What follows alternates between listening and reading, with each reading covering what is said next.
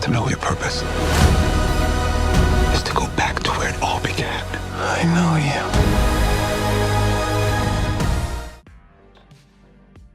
Get disclosed, idiot. Hi, I'm Tanner Richard Kraft. Welcome to Bomb Squad Matinee.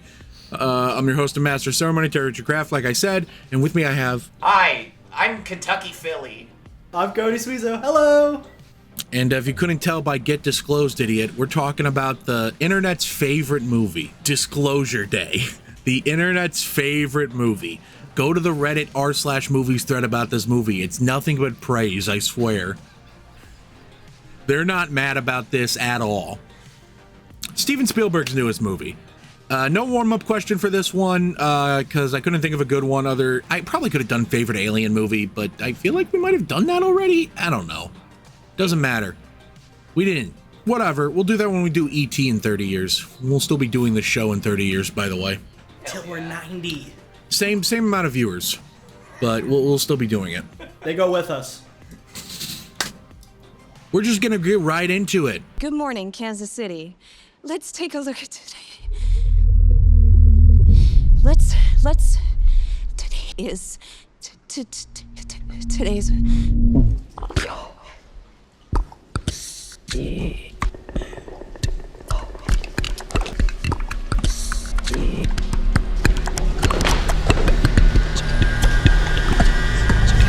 Starting with the person who I know is the biggest fan of this movie, Cody Sweezo. What did you think of Disclosure Day? You really want me to try to remember what I saw on that fateful day, on Disclosure Day? You made me work in the sun today, so I'm torturing you. It's true. I could have made you work in the rain, dude. Like, leave me alone. That's true. My fault. All right, well, you're innocent. I'll give it a spin. Also, favorite alien movies, Mac and me. Don't trip on that. Oh! Nailed it. Disclosure Day. Steven Spielberg. I mean, probably a man of no introduction. Debatably, probably the greatest director of all time. I think that's like maybe an objective fact. I don't know. A lot of people would say that, but I wouldn't say there's anything objective about it. The greatest director of all time is Sean Levy. Man, Of course. Get fucked. I remember when I saw this trailer, because this should have been my warning sign, personally. I saw the trailer, and I felt nothing towards it. I was like, okay, this is a movie that exists, and it will pass me like no other. And then I saw, directed by Spielberg, and I'm like, hold on, that's the guy! Well, shit, I gotta see it now, because, yeah, I'm a sucker, and names still work on me. After all, I saw Megalopolis because Coppola was attached, and I liked that just fine. But Disclosure Day is A-okay. It's a film that I'm struggling to remember. Fuck, man. There wasn't even anyone else in the theaters besides like two really annoying kids who laughed at the beginning scene because it said 6-7 during the codec sequence. Oh my god, They it really, did. 6-7. They really, and they were so into it that they left halfway through. So great sign there. I mean, I can start and complain, but honestly, it's just so fine that I just don't really have any like complaints. The acting's fine. The pace it's long, but it's fine. It's a fine movie. I feel like I'm very underwhelmed, and that's maybe because I saw the name Spielberg and I'm like, oh shit, we're going places. But not a lot. It just didn't do a lot for me. Maybe it's because it's like this kind of movie is, there's like certain movies in Spielberg's catalog that this sort of emulates, and those are the movies I haven't seen and haven't really cared about. But it does have its moments. There's like very key moments, aka when the film picks up in the last like 30 or so minutes, At least it made the ride worth it to an extent. Like, the scene where, I forget the name of the guy who's in charge of the complex, so I'm not going to try to remember it. But when they start building the house, in each subsequent scene that you see that character in, and then you get to the very end and the whole house is built, that's a cool payoff. And that sets up a pretty interesting scene. And the scene afterwards where the entire house goes invisible and it's still interactable, and then the fire truck is invisible and they're driving it, it's a little stupid, but come on, it's cool. And the actual disclosure day itself, when they're showing that alien foot, I mean, it's black and white alien foot. Come on. You know I love some bullshit like that. It's got some key moments. I just think for 2 hours, it is either confusing or generic and just doesn't do a lot for me. I can see it doing a lot for other people. I'm sure those other people are in this call as we speak. But for me, it's alright. Back to you, Tanner.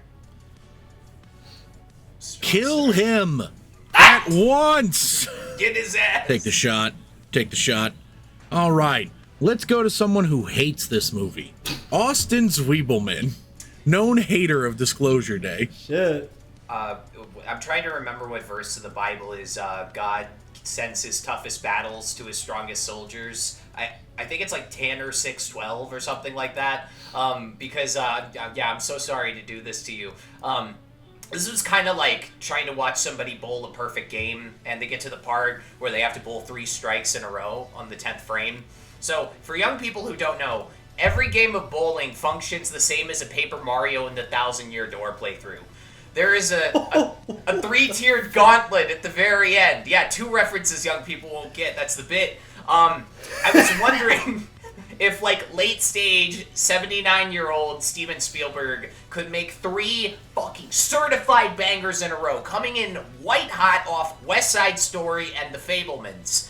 And while we're talking about 7-time Academy Award nominee The Fabelmans for a second, it's safe to say that, like, part of the magical mystery fuel that propelled that thing to greatness was the fact that it was made by a 75-year-old man doing an autobiography focusing on his parents' divorce that happened when he was a kid after 50-plus years of making films, very famous films, that were, according to his eponymous 2017 documentary, heavily influenced by that specific traumatic event.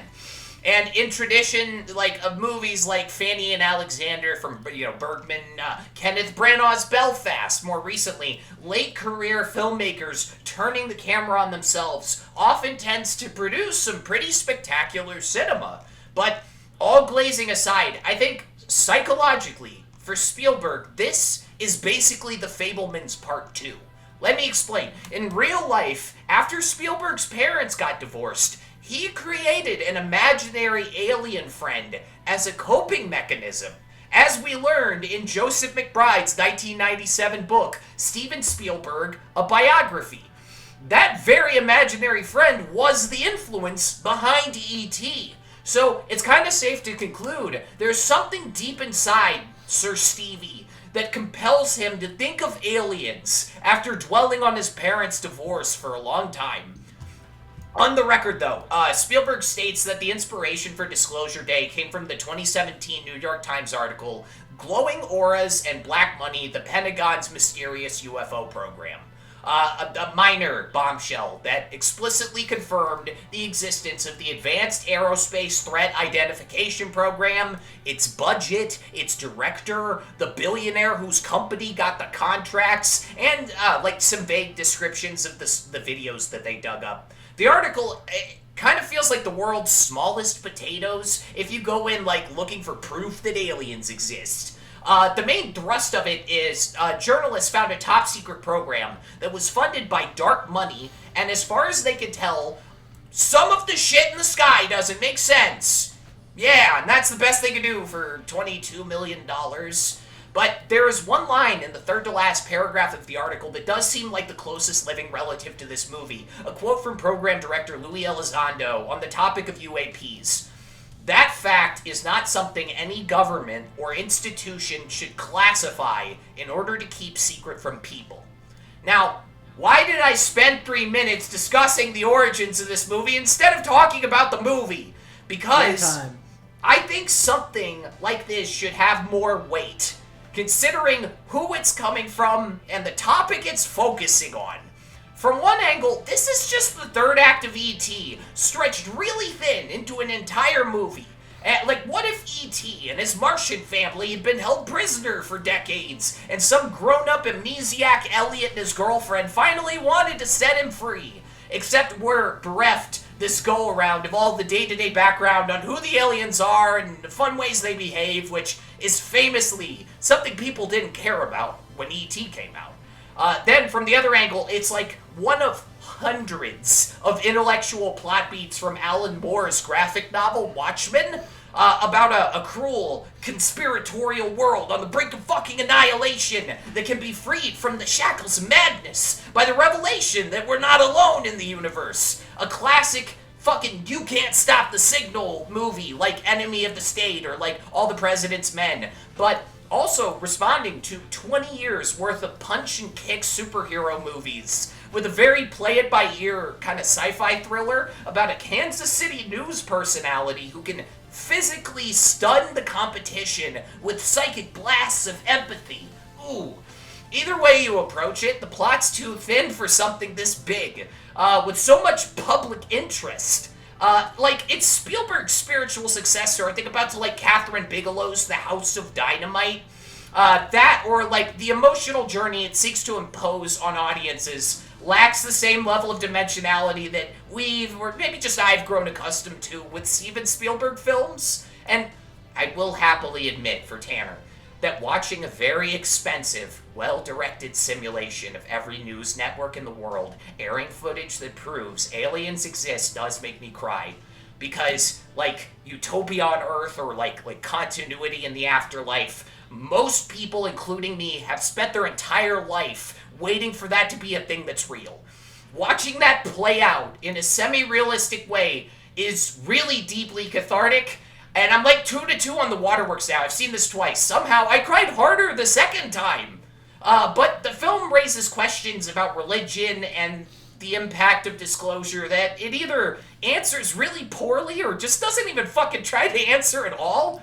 People keep making jokes about how David Kapp went through 42 drafts before arriving at this middling end result of a screenplay, but I don't know what fucking profound philosophical meditation or science fiction opus people were expecting from the guy whose most mature screenplay is Carlito's Way.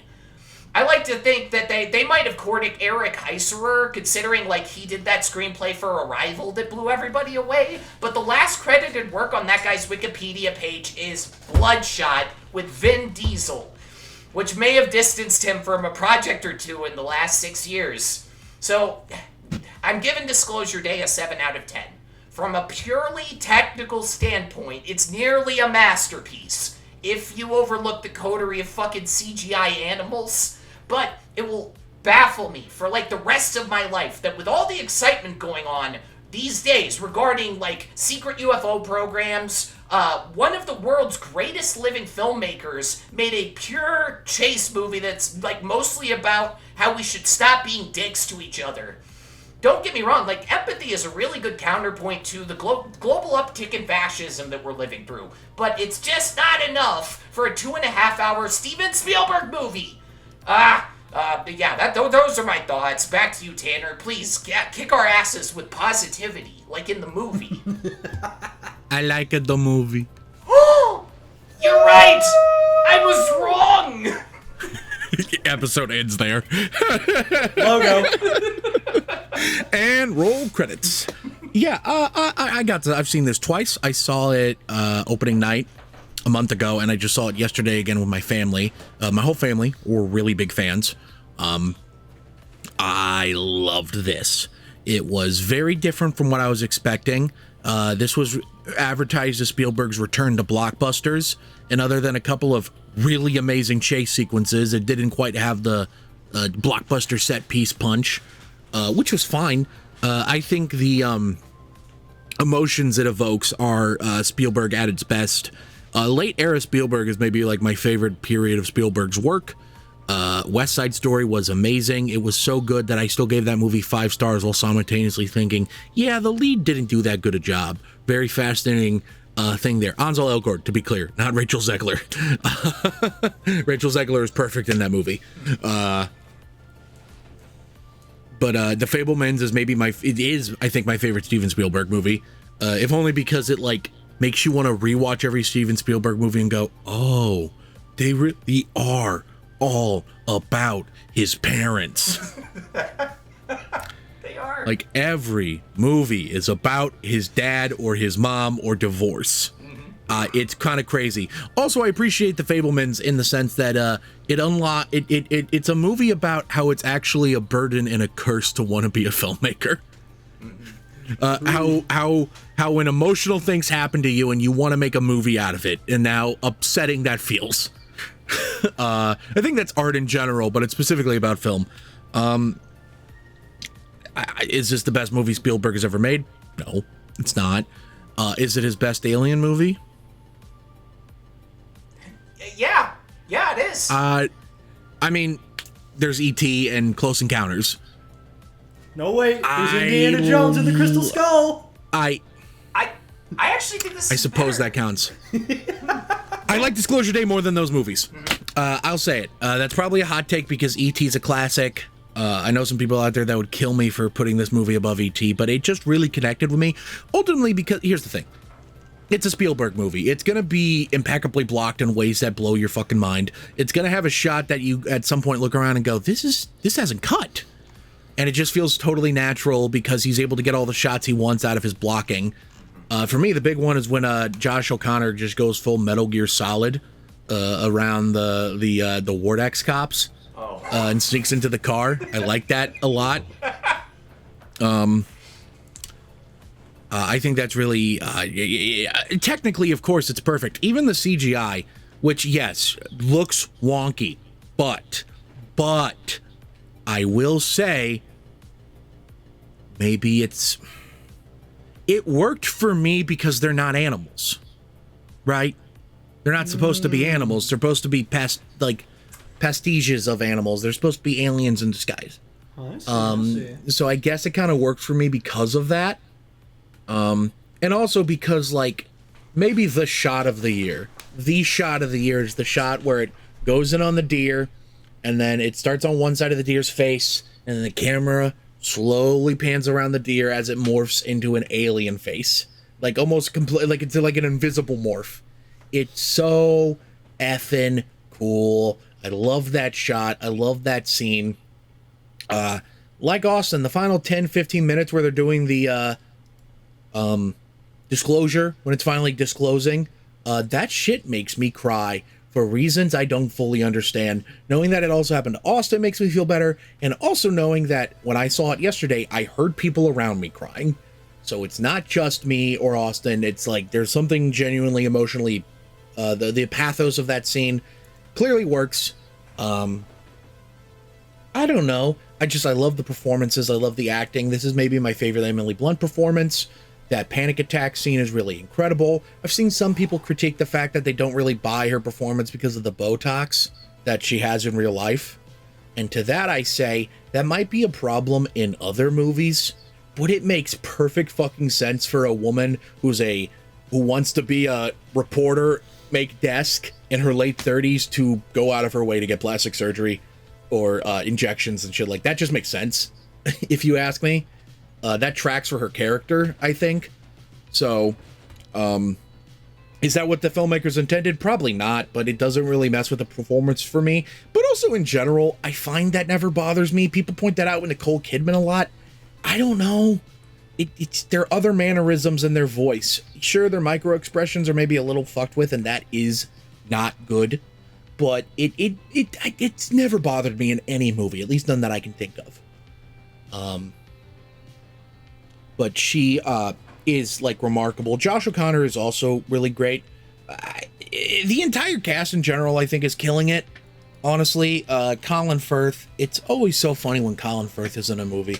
I love the story, by the way, that hold on, I'm trying to remember what's the fucking movie called. What's that Colin Firth movie where he has like crazy sex? Oh, jeez. I don't know if I've actually... You know the one I'm talking about, right? Kingsman, the Austin. Secret Service. No, the Austin, King, this the is King's your thing. Speech. The King's Speech. Hold on. Austin, come on, Austin. You're supposed to know all the sex stuff. I haven't seen as many Colin Firth movies as I should have. Colin Bridget Jones. Firth. I just googled Colin Firth sex movie. Guys, sorry. Fuck. Is it A Single Man? Oh, jeez. Oh, is it Where the Truth Lies? I think it's where the truth lies. Anyway, point being is that there's a story that Colin Firth was watching one of his movies on set, and that movie was the one where he apparently eats someone out.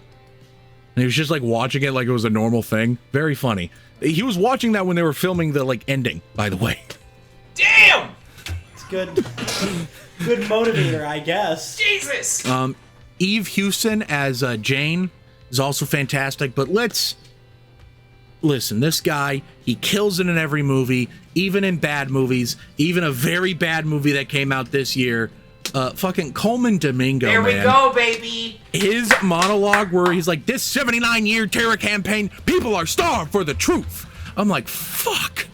His voice sounds so good saying this shit. That's the guy from earlier. I forgot the name of. Sorry. He's so good at saying it. Coleman Domingo walks on set. He's like, "Listen, I held up all of Euphoria season 3 on my back, and that thing weighed 1,000,000 pounds. I've got this." He came off the Michael set directly onto the Disclosure Day set, and he was like, "Oh, this is good. It upsets me deeply that Michael has a higher IMDb rating than Disclosure Day. That's disgusting." Michael has a 7.5. Disclosure Day has a 6.7. 6.7. IMDb is not a serious rating. It's not. Go to Metacritic. Even Rotten Tomatoes, I agree. For. Disgusting. Michael Bad. We're gonna get like hate crimed for saying Michael Bad, but that's okay. Also, shout out to a guy who I think is a relatively big name who I did not fucking know was in this movie at all. Maybe he was in a trailer I missed. Wyatt Russell. When he shows up in the first 15 minutes, I was like, "What are you doing here? What are you doing here, buddy?" I don't know. He's good. I want to see him get some shots at leading man like his dad, and he is good in this. As how a normal person would react to Emily Blunt if they were dating her. You know? I love that he goes with it for so long, and he's just like, and eventually he's like, you need to go to a fucking hospital, man. I would have lost it at running over the phone. I'm sorry. Well, when he says $600 phone, that almost made me feel like he bought it. Oh. Yeah, he stuck around for as long as he if I could. bought someone a phone and they're like, run it over, I'd be like, no. What? I spent $600 on this. We're going back to the hospital. Turning around now. We're gonna get you involuntarily committed. Have fun. Sorry, that would have been a much funnier scene as him just missing the phone over and over again, just muttering $600 phone. I'm sorry, I thought I got it. That's what he should have said during that scene. $600 phone. Ooh, sorry. Yeah, I really love the movie in general. I found it incredibly thrilling. It looks beautiful. It's a mile-a-minute blast for me. I loved it. It's like in my top 3 favorite movies of the year. Notice, I haven't seen The Odyssey yet. Or the live-action Moana, which will surely be amazing. The live-action Moana has a 32% on Rotten Tomatoes, boys. It's not looking good. Too high. You're welcome. Yeah. It deserves a 10% for that wig. A 9. Jesus. Or a 6 or 7. How many times can we get away with it? Stay tuned. Yeah, I've gotten my thoughts out of here, so I guess we'll move on to some trivia after a brief general discussion. Sorry, after a brief commercial break. Welcome back from that commercial break for another commercial. That's a movie palette. That's one for the movie Punch Drunk Love. Basically what it does is it takes the primary color of every frame of the movie, slices it up in these little lines, puts it on a palette for your viewing pleasure. Go to moviepalette.com, you can get one for Punch Drunk Love. Tim usually has one for the movie Mandy, you can get that one. They have plenty of movies on there, and if your favorite movie isn't on there, for a little extra money, you can get one custom made. So go to moviepalette.com, add the palette to your cart, but before you finalize that checkout, enter the code SQUAD15 to save 50% on your order. Thank you so much for watching, and now back to the show. Savannah. I'm sorry. Okay. I think there's only one reasonable way to start general discussion about this. The Richard Nixon thing. No.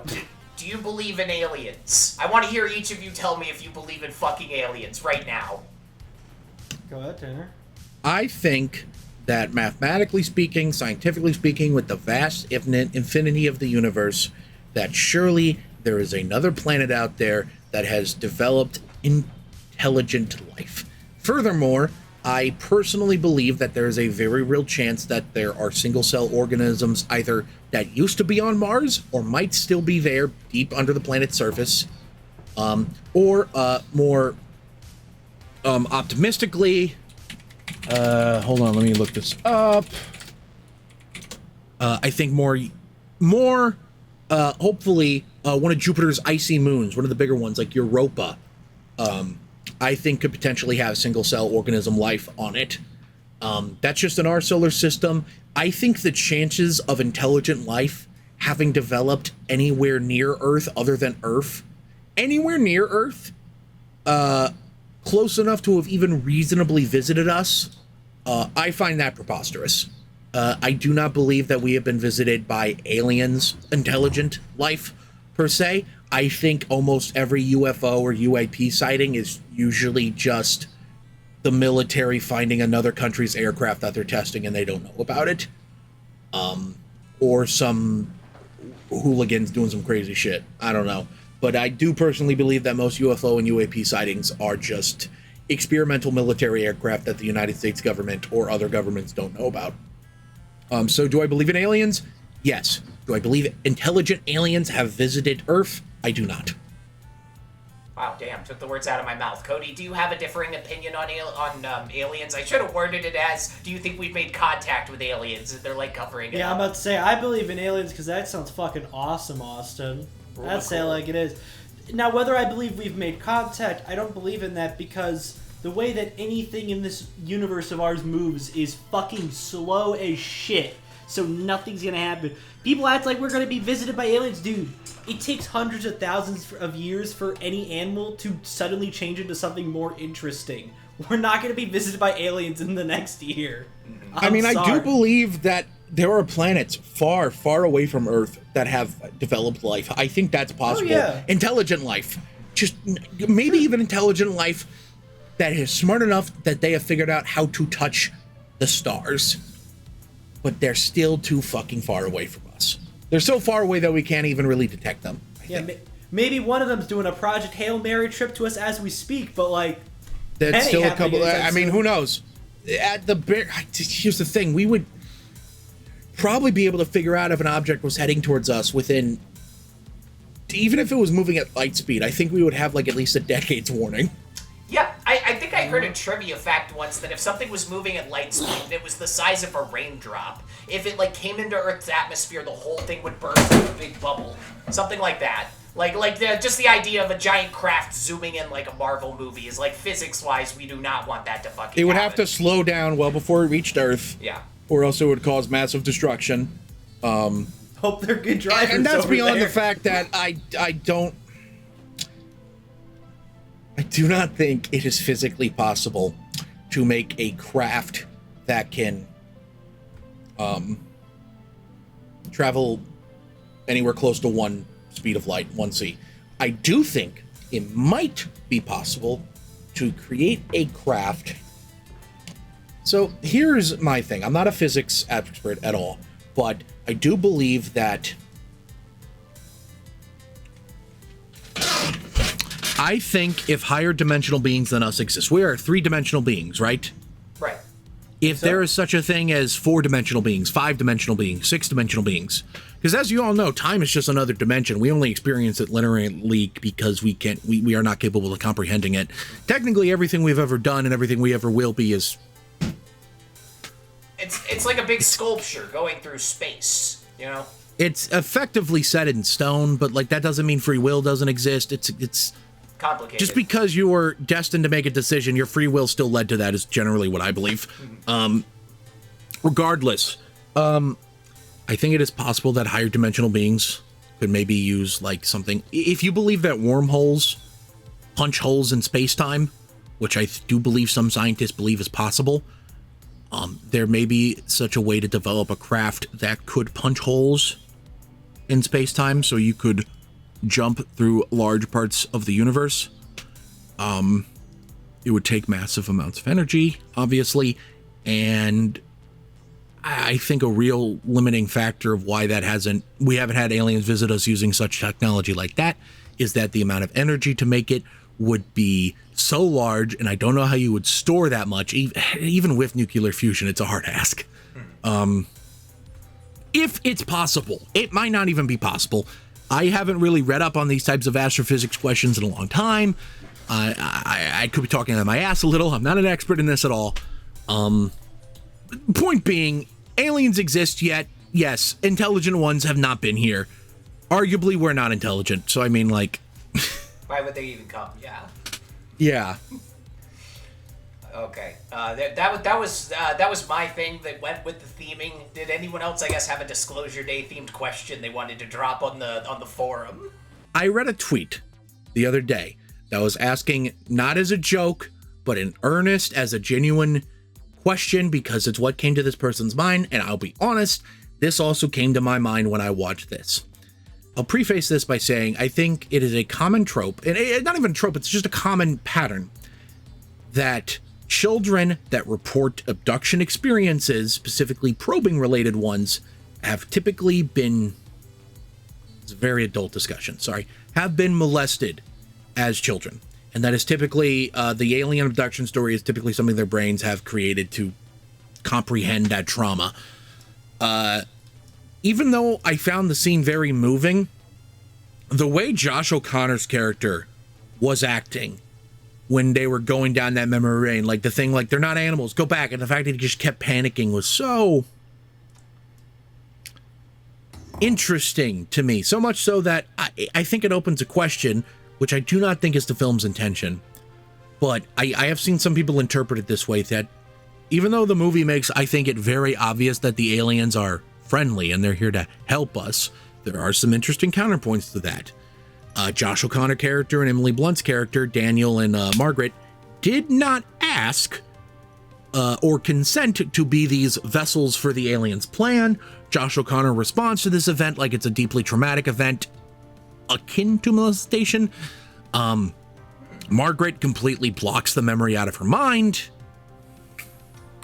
I guess I'm just kind of throwing it out there. What do you guys think of that sort of reading there? I think they give you the tools to read it in a less dark way. I think possibly the reason Josh O'Connor's character is having such a bad time in the memories is because for him it was a bad time afterward. I mean, obviously the whole thing's eerie. Kids getting kidnapped and they're like, all right, hold your head still while we zap your eyeballs. Like, that's not fun.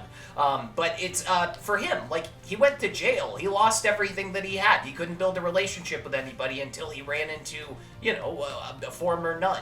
I think that's probably why he reacted so strongly. Whereas Emily Blunt, she just got here yesterday. And yeah, it's been kind of tough, but also she's like, let's face it, it's asymmetric here. She's having a better time with the alien powers. I think that might be possibly where David Kemp was going writing the screenplay, was for him, this is something a little more difficult than it is with her. And it could also just be to add contrast to the scene, a little bit of, like, drama there. I don't get anything like, it's a consistent thread beneath the movie, that it has something to deal with child molestation. Passing the baton. Cody, you got anything to say about that? Cody's right. like, I'm not touching this grenade. Right. I'm not touching this. Right. Cody's like, I thought we were going to talk about the fun Steven Spielberg movie. I didn't think we'd talk about child molestation. No bueno. We do got plenty of shit. I feel like the movie naturally wants you to ask that question, though. Or at the very least, Spielberg made it in such a way that you kind of at least wonder. Gonna be honest, Only Dan, because it's so similar. when I got to that scene, I think my brain was just trying to comprehend it. I don't think it got much farther than that. I was, and this is something that Michael always makes fun of me for now, but anytime I'm confused with the movie, I hit this pose, I'm like, and I have my hand out, I do that. What the fuck is this And he makes shit? fun of me for that all the time now. What the fuck is this shit? Yeah, I did that for like a solid 20 minutes. Maybe it signals to an absence of something because they weren't picked at random. Like, I've seen this twice. I don't think there's anything that alludes to why either of them were chosen out of all the other little kids in the entire fucking world. It does seem like they could have done that to anyone. Yeah, and so your brain is trying to fill in, like, why are these two random little kids getting shit on and have to go through all of this? And I just don't think they actually give you adequate background to fill in a thing where you could make it about, that much stuff. It's possibly a fault of the screenplay. That may be why your brain's creating, like, noise patterns that aren't there. Maybe. Or I'm missing it. It was just because, again, I have always heard alien abduction stories from kids being trauma coping mechanisms for that type of experience, which I, for the record, do believe is the #1 cause of alien experiences. My God. Sorry to be a Sorry to be a bummer. Oh yeah. There. Cowabunga. Let's move on to something happy. I got something. You want to fucking hear some shit? I want to hear some shit. Okay. Hear me. So fucking the newscast where she, from the trailers, she like freezes up and she starts just fucking doing clicks and stuff, right? Yeah, she hits that beat. Yeah. That is based off of an actual kind of thing that happened, or you could speculate that it's based off The Grammys 2011, right? Yeah, there was this newscaster lady, and she was like doing the Grammys live, and she had a mini stroke right when it cut to her, and she tries to speak English, and she just fucking can't. You can go find the clip on YouTube. They let it linger on her for like 20 seconds, I don't know. Damn, they gave her 20 seconds to go through that? That's horrible. It's terrifying. You feel really bad for her. They might have thought it was a bit at first. Dude, but this was 2011, so I shit you not, 30 Rock did a bit about it. Fucking Opie and Anthony did a bit about it. And so I looked it up and I was like, is this poor lady okay? And turns out she was still a news anchor until like 2025, and now she works at a business that she owns. She's fine. But that's the kind of thing where if that happened now, everyone would feel fucking terrible for her. Can you imagine if Emily Blunt's character, like, she turns on like the fucking, like she's listening to the radio and they're like doing like clicking noises and making fun of her? You know, that 2011, you know, the classic sexism there. But yeah, look up that video. I never would have fucking thought that was inspired by anything. Yeah, no, I just watched it. That's uncomfortable. Mm-hmm. So, I'm just gonna put it out there. At the end of the movie, when they're wheeling out the alien, first off, I want to say some people have complained that, well, why'd they show the video footage first if they had this guy sitting in storage? I think it was a matter of trying to ease people into it. Could you imagine turning on the news after a long day of work? You turn on and then channel, immediately there's just an alien, big fucking head alien, like click, click, click, click, click, click, click. I'd be like, this is some bullshit, man. The world's ending. All right. By the way, it's very interesting that World War III is just like kind of happening in the background of this whole movie. Kind of an interesting thing going on there. I forgot all about when I was reading the synopsis. They should say that like the first sentence. I'm like, wait, what? I don't fucking remember this. Bro. I don't remember anything. And they were allowed to say North Korea this time. Remember in fucking Top Gun Maverick when they weren't allowed to say the name of the country that was stirring up shit? In this one, well, because they combined North Korea and Iran. Yep. It's like a weird combination of two countries. Iran. And also they wanted people from Iran and North Korea to like the movie. Yeah, that's fair. But yeah, Sir Stevie's got that pull. He had it when he made Munich. He had it when he made this. When they roll out the alien at the end, right? Mm-hmm. And he's like in there and you see him in silhouette at first. Did anyone else think with the way that the silhouette shadow was working that fucking E.T. was about to walk out? Yeah. No. I was ready like for a fucking Smash Bros. End of Nintendo Direct Smash Bros. Ass trailer. You see E.T. Everybody's here. Because, like, here's the thing. They also, during the video clip footage, you see Devil's Mountain from Close Encounters. I thought we were about to fucking see E.T. Bro. But I think that would have been, here's the thing. As cool in the moment as it would have been, I think it would have made for a lesser movie. Because I think there is something very intentional and important that they pick generic grays for their aliens. Yeah. I think that's part of what makes people cry about the ending. Is like the version of aliens that everybody... That is the alien. Yeah. That is the alien we have been picturing for 100 years. Yep. And it's crazy to see them, the sad tale of all of their times with it. For people who are like, why don't you just wheel out the real thing? It's actually, like, when you're in news, two-dimensional format, it sells the whole story more. Plus, it's giving them context on what the aliens have been through.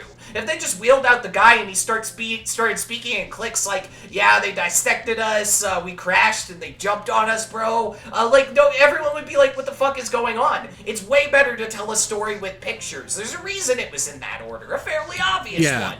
And also, that was awesome. Like, I think it would have been lesser if it was E.T. Because, again, we did the gray alien. But we have to admit, at least in the moment, wouldn't that have been cool shit? That is some fucking, like, YouTube Shorts ass reaction where it'd be like, man, this movie's about E.T. Like, no, literally that'd be that. And then, like, 20 minutes later, it'd be like, why the fuck was it E.T.? Why didn't he go back to see Elliot? I don't understand. But I assure you, if that made the news, man, people wait. All right, we gotta go to the theaters. Has anyone seen the E.T. Robot Chicken sketch when E.T. goes home, they're like, "Fuck, we thought, how'd you get back here?" Like they abandoned him on purpose. That's a good bit. Are we pro or con, like pro or anti Courtney Grace? So that newscaster who she was amazing. At the end. I think she was remarkable. Especially because she, first off, former newscaster herself before she became an actress. And she killed it. I do not think that scene would have worked if she didn't fucking nail it. Cody, did you like the newscaster who shows up at the end and keeps apologizing about finding out? Oh, that little lady that like sets the end bit? Yeah, she was fine. Good. She felt like a genuine newscaster. I had no issues with it. Yeah. Because she used to be one. This is kind of like the big payoff for her taking a really big risk. She spent 7 years as a news anchor down at WTSP, the CBS affiliate in Tampa Bay, but she always wanted to be an actress, and she was like with her mentor one day learning interview techniques, and the mentor was just like, "Do you really want to do this?" And she was like, "No, sir," and just fucking pieced out, and she had one $500 acting gig booked. Like, not even enough to pay rent. And then now she has like 23 acting credits on IMDb and a Spielberg movie. Like, she fucking did it, dude. And I liked her performance. It's a little bit like, it's one of those where I get worried about the people around me not liking it. But when I watch it, it's fine. You know, it's realistic. You know, just somebody with all the news experience, it's just like, I don't know what to say about this. This is a big deal to me, you know? As you imagine, some news people might have. It's more genuine when they're struggling with the information because they're getting it live as is. Because they're like, a lot of time news reporters will get genuinely hard to swallow information right on the fly, and they just have to report on it. And that makes for some of the most well-known clips of news ever is that kind of shit. So I think it sold pretty well. This movie, so Steven Spielberg wrote the story for this movie, right? And then David Koepp adapted it into a script. This movie began its life as a 60-page iPad note. Like, Steven Spielberg wrote the story on his iPad as a note. Take this fucker's iPad away from him. It was 60 pages That's long. That's not okay. I just thought that was so silly, because, you take mental tally of, movies that were edited in Premiere Pro, movies shot on a cell phone. This is the first one I've ever heard of where, the original treatment was an iPad note. That's someone who keeps some movie ideas as iPad notes. But not a 60-page one, you degenerate Yeah, fuck. I'm about to say, I was gonna say my movie, I originally started as iPad notes. I don't think it got to 60 pages, though. No! I don't think I was that insane. Crazy. How about that Richard Nixon bit?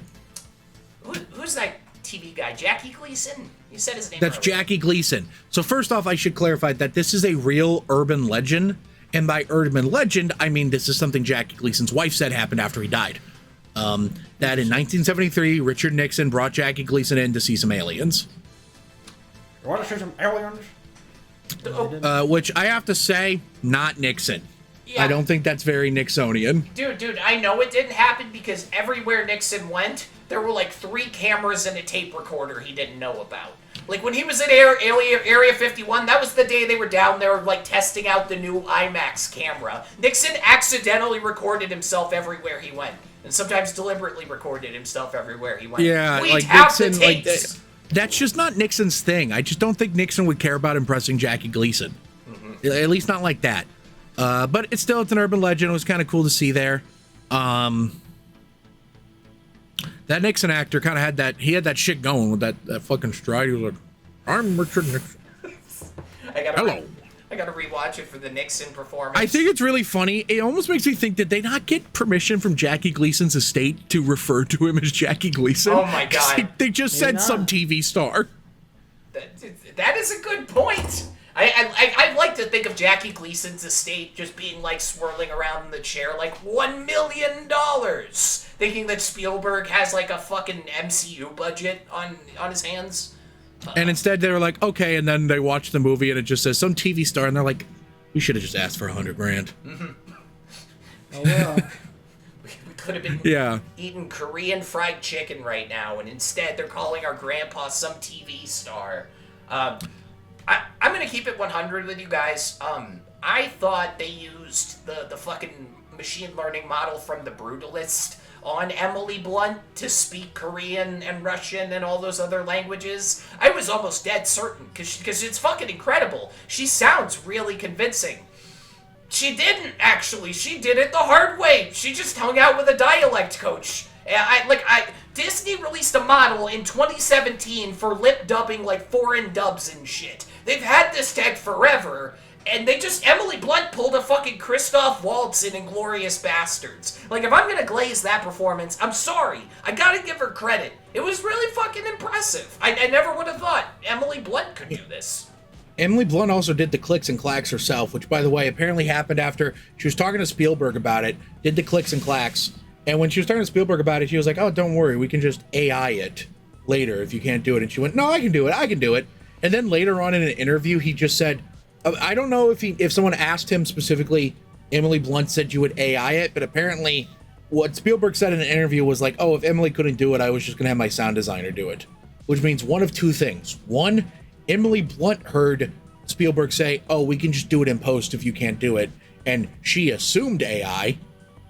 Or the funnier option, the infinitely funnier option, which would be that Spielberg pretended he would use AI to try and reverse manipulate, engineer her, reverse psych her into doing it. Oh my god. That sounds way funnier, and that is the answer now. That's canon. That's canon. Bro, canon. The second he brought up AI, she watched her career fucking flash in front of her eyes. She knew. No. She pulled up the Ugandan Knuckles videos that her fucking kid was trying to show her and was like, I gotta get this down. But yeah, that's Emily Blunt actually making those clicking noises. Fuck. Credit. Which is crazy considering how alien it sounds. Let's talk about the ending. Like, the ending.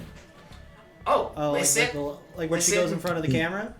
And says, listen, I love it. I love that. For one of two reasons. One, I like it when the movie makes you make your own answer. Because I usually find that, not all the time, obviously, you can't just make a movie where you just go every 5 minutes, what do you think happened? That's not satisfying, While looking obviously. at the camera. Yeah, you need to give them enough to go off of, right? One, I think what you think it means is infinitely more interesting than what it is. You know what I mean? Because I think, like, the way art reflects onto people, I find to be really interesting. And two, I think it works by itself, because the whole thing is that these aliens see our empathy as an evolutionary advantage. But today's modern society, we're on our phones more than ever. We're meaner than ever. Like, I think the beginning and the end is, like, an interesting, like the beginning where, like, a wrestler's just beating the shit out of someone versus the end where it's just like, listen. We're spending more time fighting each other than we are listening to each other. Like, I think just the final word being listen. I think that alone works as a message. Just listen to each other. Have empathy for one another. I think that works. But, like, I like that it makes you have your own interpretation, but I also think it works as a single word. What do you guys think the alien said? Cody, you want to go first? Nope. I know what the alien said. He said directed by Steven Spielberg. Oh! Duh. The alien said, listen, I just now figured out Bruce Willis was dead the whole time. Okay, so imagine, Charlie Chaplin's the great dictator. He gets up to the podium, the music's playing, and he goes, listen. And then it's over, okay? Okay, that, it wouldn't work there, but I think it works here. The problem is you're picking, like, maybe the greatest monologue in film history. I'm sorry, is this not David Kep, who wrote Jurassic Park? Is this not the David Kep? That wrote the last Jurassic Park movie? He is falling off a cliff. It's crazy he's so bankable. But then he also wrote Black Bag, which was awesome, so, like, I don't know. One of the best movies of that year, unironically. I think, okay, compromise. I think if they had just cut to black for like 60 seconds, like the end of The Sopranos, so you have that like John Gage thing where the whole theater has to accept they're all in a room together, so you literally are like listening to the sound of other people, that might have worked better. That's my it's like a bunt. It's a bad kind of wuss answer, but that I think even might have worked a little bit better than cutting directly to the credits. So it just didn't work for you at all? It worked okay. I got what it was doing. I was just like, we could maybe improve this. Which is like a lot of the scenes in the movie for me, actually. It all worked for me. I don't know. That rules. Cody, please. Cody, please. Cody, say something. Bro, what do you think he said? What do you think the alien said? Cody, answer me right now.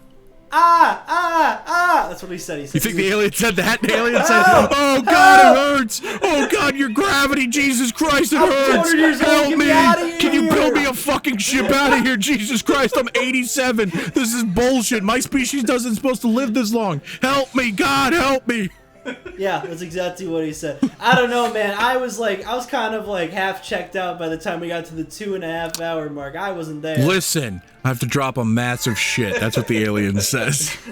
I got lotion on my shit right now. I was... Listen, I got lotion on my shit. I'm stroking my dick right now. No, get me out of here. Good God. Listen. She was studying spiders in the rainforest before she died. Oh my gosh. You know what? You want a Listen, it's Morbin time. You want a weird glaze for this movie? A glaze I usually don't pull out for a movie, especially a modern movie? Dude, I fucking love this poster. I know this sounds like me I know this sounds like me like, oh, Cody has nothing nice to say, so he's pulling straws. No, I'm genuinely serious. This is like the best poster I've seen this year. The eye with the fucking UFO, I do really like that poster. This was worth the price of admission alone. Are we talking about the eye with the lens flare elements over it? Yeah. Okay, because I see some other posters for this that are reminiscent. It looks like a bird. The infamous X-Men First Class silhouette posters. Okay, except it works better here because, like, it's not, like, it's a shadow, not a face. Yes. And it's got, like, the frosted glass instead of, like, straight. Like, it recognizes that you make the face the bigger thing and then the shadow the smaller thing instead of those X-Men First Class posters are the funniest posters ever made. Mm-hmm. Cody, have you seen these? Nope, and I'm gonna go on a hunt. You got like look up X-Men First Class face poster. Okay, face poster. I'm sure this will be a delight. Fine. Some live react content. Oh no. Welcome. Oh dear. What? I like that the Magneto one puts Michael Fassbender's chin on like Ian McKellen's dick. Why is he on the dick? Why are they all in the crotch region? Centrally located. I wanted to remark on something. So, Emily Blunt's empathy powers, her being a seer or whatever, it was neat.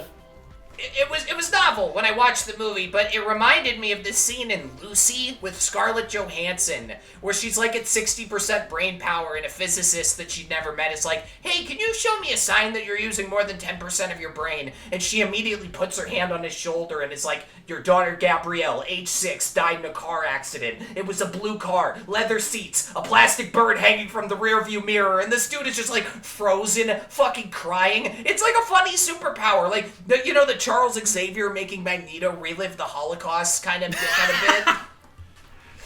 Yeah. There was literally a scene in this movie where she just fucking spammed her fucking neutral like 5 times in a row. I genuinely sat there and like, is she gonna go to every person in that room of like 30 people and do that fucking bit? Because honestly, if there's a director's cut, there's probably a 20-minute scene where she does it to every person in the room. The problem with the idea of there being a director's cut is I guarantee you that Spielberg, even if he makes 10 bombs in a row, is going to have final cut privilege over his movies every time. That is true. He just has to walk up and says, I'm Steven Spielberg, and like, oh, fuck. Here you go, $100 million, sir, right away. We love a king. What's fucked is if she did that to me, she'd turn into a cat. Like, if I'm thinking, like, what person could stop me in my tracks, it would be like... Okay. So not your husband, but a cat. No. Because we need to visualize this now, Austin. If she puts her hand on your shoulder and suddenly becomes a cat, where is the cat in adjacent? Is the cat on a giant stool?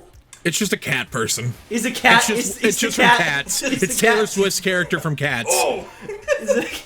Because I'm just imagining like a giant stool is now created so that your cat can be like right up here at face level, telling you in meow language that you matter a lot. I thought it was really interesting how she started appearing as these people's things, specifically after she got in touch with Josh O'Connor. Like all of a sudden her abilities grew stronger. Oh, that's a good observation. Damn. There's a lot going on here. It is. I'm just saying. It is very convenient for her too that, like, much. every person at Wardex, like all the Wardex goons have like some grandma or child that's either like dead or they haven't reconciled with. Not as like second in command guy. Not Colin Firth's second in command guy. That guy didn't give a fuck. She didn't even That try guy, it on I love him. that at the end where he's like, here, you know what I really love? When Emily Blunt's able to use the device, which some people complain, how come the device can do it? The movie says several times how the device has capabilities beyond their understanding. And clearly Emily Blunt now has the understanding to do that thing. But when she turns the power back on and Colin Firth's like, well, I fucking lost. I'm going to sit down and enjoy the show. Kind of nice for a villain, kind of funny for a villain to do that. Especially when his second in command's like, what the you're just giving up? Dude, the goons sleep with him too. The other Wardex goons are like, fuck it, I'm out of here. They follow his ass. He sits there alone. Plus, he's getting more like, I didn't see this on my first watch through. I didn't pay enough attention to it. He's getting so sickly throughout the movie. Yeah, he's just fucking worn out by the end. He doesn't have it in him to do battle with a person with the magic wand. Fuck no. Yeah, because he spammed the magic wand for like the entire movie. Of course, he's got like super AIDS now. He's not doing anymore. Like, he's just like, I tried. I'll be gone in 5 months. Oh well. I'm going to prison after this. Might as well enjoy what this is going to look like. Good lord. I can't wait for Trump to pardon Colin Firth's character from Disclosure Day. So can we talk about how Steven Spielberg lied when he said no footage from the third act was in the trailers? Yes! I know the last trailer has the big sweeping shot I'm talking about. Even the first trailer has one of the last shots of the movie of people outside the Kansas City news station recording in with their phones. Yes! That's one of the last shots of the movie. Yes! Yeah, the invisible fire truck is in the trailer. They show the alien craft landing, which is just something on a screen in the real movie. They show it like it's a shot that happens in the plot in the trailer. Yeah, they 100% lied on that. This is the Avengers Endgame. This is not. This is fine. I don't care. Well, the last trailer for Endgame started showing third act stuff, I remember. That's fair. You got a point. And again, they got really aggressive with the final trailer with like I said, the best shot of the movie. I didn't know they put that in the last trailer, and I'm glad I didn't see that trailer. Yeah, it would have been better if they didn't have anything in the trailer that indicated aliens and or alien tech were real. Like 100%, like watching it in action, maybe. I don't know. I remember people watching the first trailer thought that maybe the plot was going to be, well, are the aliens real? Mm-hmm. And I didn't see anything past the first trailer, so when I walked into the movie, I went, are the aliens real? You know what? I'll praise the movie for this. This movie, like, starts in the middle of, like, I think a lesser movie would have had, like, O'Connor getting the data, or maybe even being recruited or whatever. I like that it starts with him, like, quasi already almost failing. I loved where this movie started. That is one. We're 100% together on this. I was very excited at the movie's beginning. And until Jane is like, people won't believe in supreme beings anymore if aliens are supreme beings. Like, the second she said that first line, trying to confront the religious part of Disclosure, that was when it fucking screeched on the brakes for me. Up until then, I was having a great time. Especially the beginning. I dug the religious discussion there. Honestly, I found it so there were a couple scenes that made me cry. The ending thing, the panic attack scene got me emotional, obviously.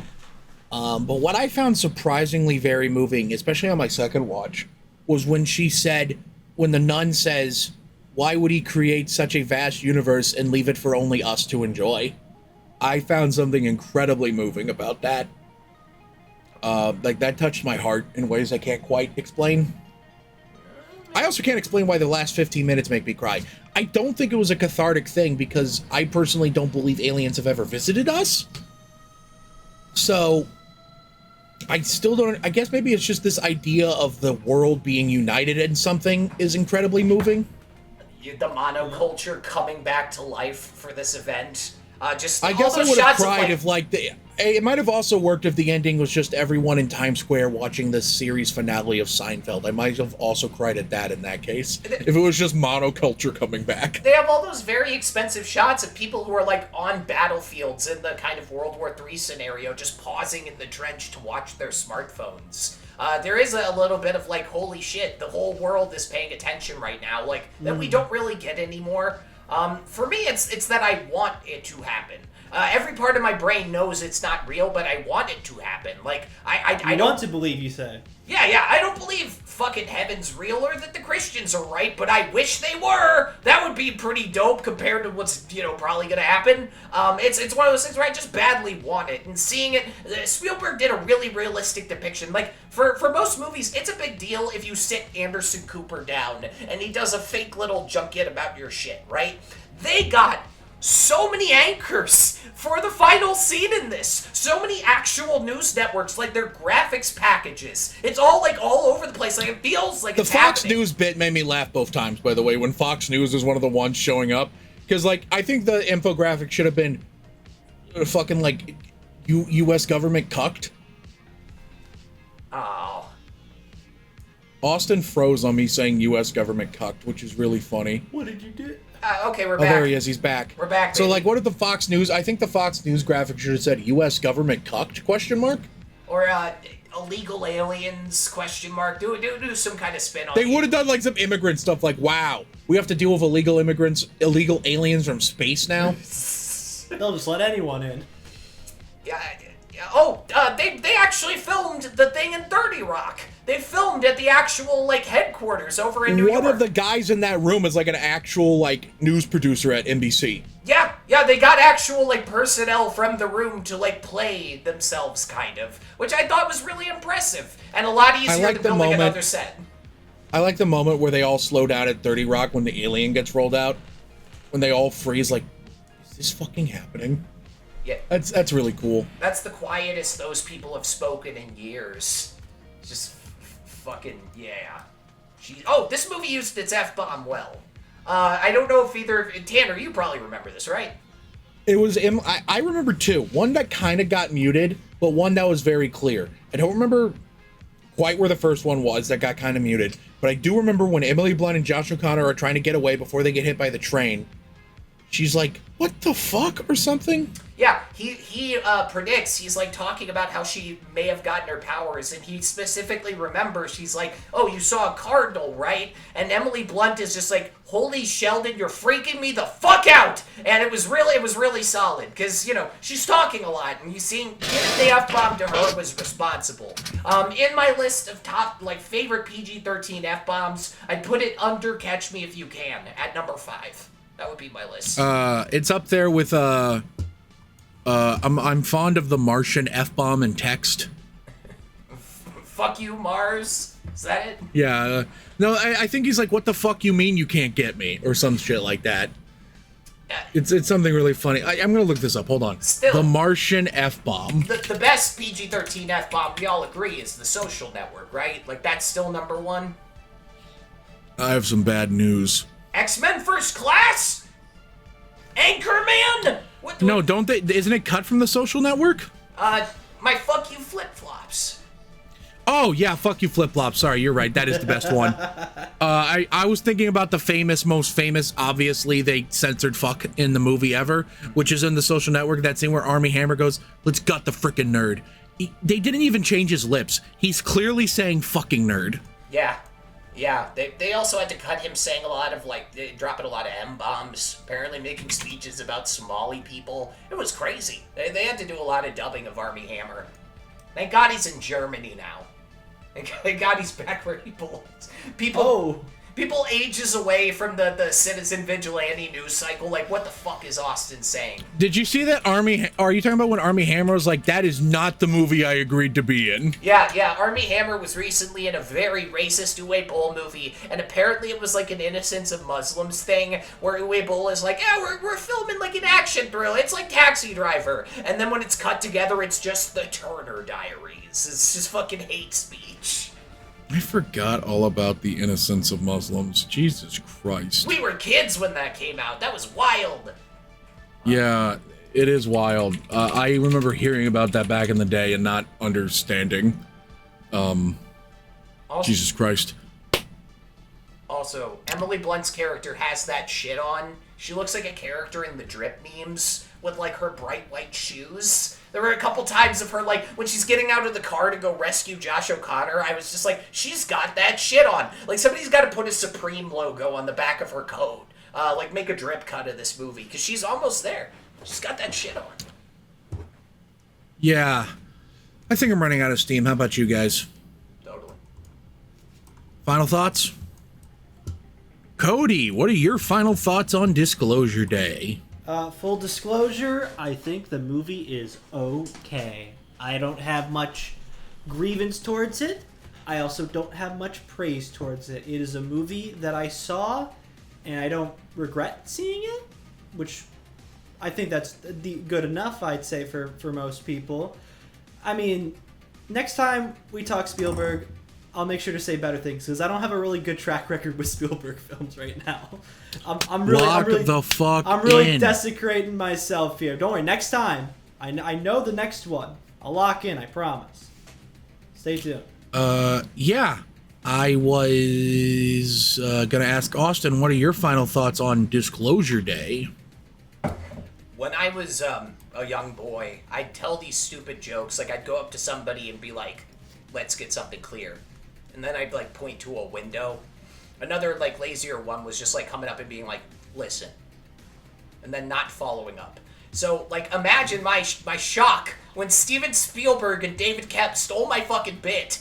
But yeah, this is basically like Steven Spielberg's own version of The Irishman, bad CGI and all. He's revisiting this genre that he helped to revolutionize and giving his more measured, old guy take on how we should interact with the subject matter. But at the heart of everything, it seems like a plea for people to treat each other better. With all the alien content amounting to basic, like, wish fulfillment and loose science fiction mechanics retrofitted to make the showy plot beats happen, it's not here to make you think, it's here to make you feel. My ambivalence toward it aside, it is very much worth watching, just for the ending scene alone. Like a New Year's Eve countdown, or a fireworks show. Yeah. Great stuff. Yeah, I loved this movie. I think it's amazing. I think it's a lot of fun. I think it's really emotional. I think it's really movie. I think it's really thrilling. I just think it's a great movie about what would happen if aliens are real. But I do have to admit, this one review I read, it was a positive review. It's from someone who liked the movie. But at the end of their review, they said, I think a better title for this movie would have been The Day Before Disclosure Day. That's fair. Hard pressed to say that's wrong. But it's a great movie about revealing the truth. But you know who else should reveal the truth? Who? You, the person watching / listening to this episode of Bomb Squad Matinee. If you are listening on any of the out platforms we're on, thank you oh so very much for listening. We really appreciate it. How about you mosey on down below and leave us a review? It helps boost us in the algorithm or something. I don't know. I just work here. If you are listening, how about you mosey on down over to our Patreon, where the $5 tier gets you access to commentary tracks, and the $10 tier gets you access to shout out at the end episodes. So special shout out my mom, Tiny Craft. Thanks so much for contributing to the channel. We really appreciate it. And if you are not done giving us money, how about you mosey on down over to our merch shop? That's right, we got merch now. BombSquadProductions.shop. We got a shirt. Cody's wearing it. We got some hoodie. We got a hoodie. We got some hats. We got some posters, magnets, stickers. It's all kinds of good stuff on there. You can find some, buy it. Send us some money for that. We'd appreciate that. And if you are watching this on YouTube, thank you oh so very much for watching. We really appreciate it. How about you mosey on down over to the comment section below and let me know, what did you think of Disclosure Day? What's your favorite alien movie? What do you think the alien said at the end of Disclosure Day? What would you like to disclose to me in the comments? And finally, comment below and let me know whether or not Emily Blunt had that shit on. Comment below and let me know. And while you're down there, hit the like button so we know how much you like us. Hit the subscribe button so we know how much you love us. Hit the bell icon to know exactly when we upload new videos. Thank you oh so very much for watching. Tune in next week when we talk about... We are Nirvana the band. We'll see you next time. Bye!